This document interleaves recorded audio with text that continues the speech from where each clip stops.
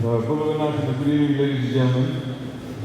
I'd like to acknowledge the academic staff of the Fiji School of Medicine, the President of the Student Association of the Medical School, and of course the overall FNUSA, and of course everybody who's here from the medical faculty. We are not here to listen to long speeches tonight. We're here to see the cultural items that will be on display, and of course be able to mix around with each other and have a good evening.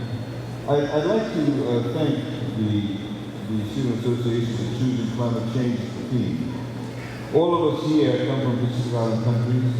All of us face different types of challenges as far as climate is concerned. There are certain countries here that they're only 12 feet above sea level.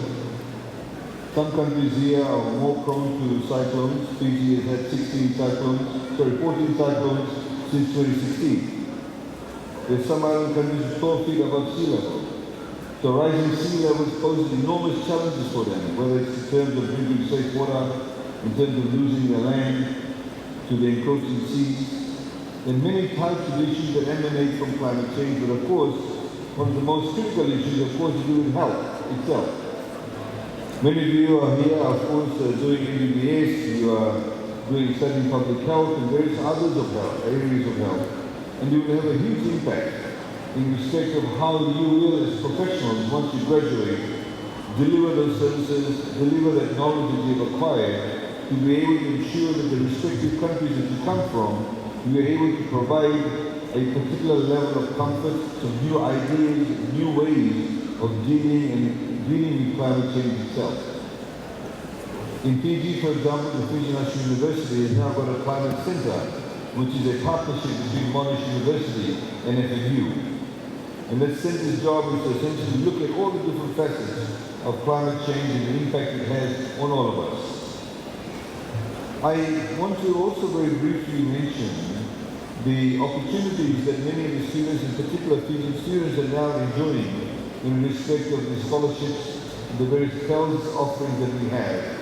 With COVID, of course, out of the way now, in 2 years of COVID, when our economies all closed down, our ability to provide assistance to students, of course, became very limited. And now with the borders opening up, we are now able to provide a lot more scholarships, a lot more assistance to students. Please take advantage of it, please value that. We also would like to develop those relationships that you would all be able to do so during your university years, during your college years. Because the relationships that you develop now, whether students from Kiribati, Tuvalu, Tonga, Samoa, wherever in the Pacific they come from, with deepening of those relationships, you'll be able to develop also professional relationships. Because eventually, we all need to put our heads together to be able to solve many 21st century problems that we have, including, of course, in the area of climate change, vis-a-vis medical and health facilities. So congratulations to all of you for being here. Congratulations to the student body that's put together this particular function.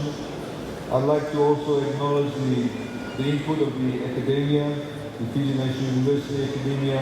Let's put our hands together for all the lecturers and the tutors, ladies and gentlemen, the head of the school. Because without them, of course, we won't be here. Without you, they also won't be here.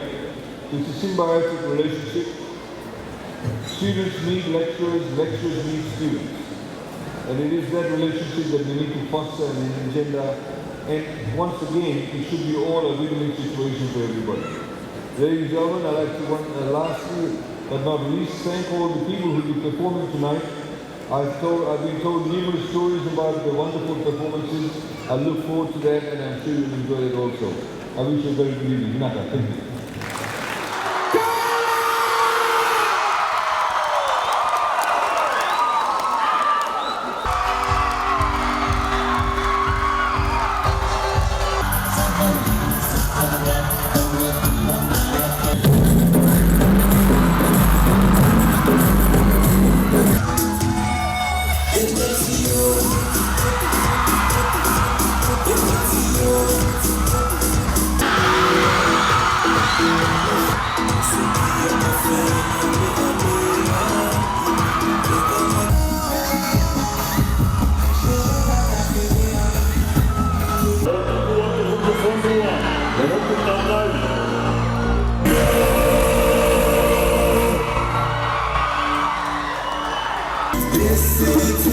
It's a signature.